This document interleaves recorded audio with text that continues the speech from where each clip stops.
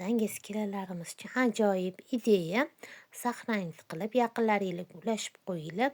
Qo'linglarni urmasdan turib, bemalol kotletlar qilsanglar bo'ladi. Judayam zo'r bo'lib chiqadi. Barcha mahsulotlarimizni cho'pperga solib, bitta cho'pper qilib olishimiz kerak.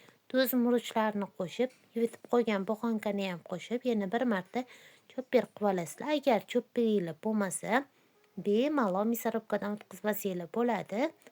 Tayyor bo'lgan qiymamizni maxsus paketimizga solamiz. Agar paketinglar bo'lmasa, oddiy rulon salofan paketdan foydalansanglar bo'ladi. Qizib turgan yog'ga solib, shuni siqib chiqarasizlar. Chiroyli shakl berib olasizlar dumaloq qilib. Qolganlarni ham shu ketma-ketlikda siqib chiqarib, chiroyli qilib qo'rib olishimiz kerak.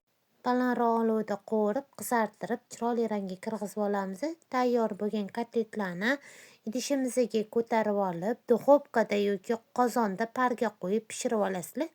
Juda ham chiroyli chiqadi. Albatta tayyorlab ko'ringlar. Sog' salomat bo'linglar.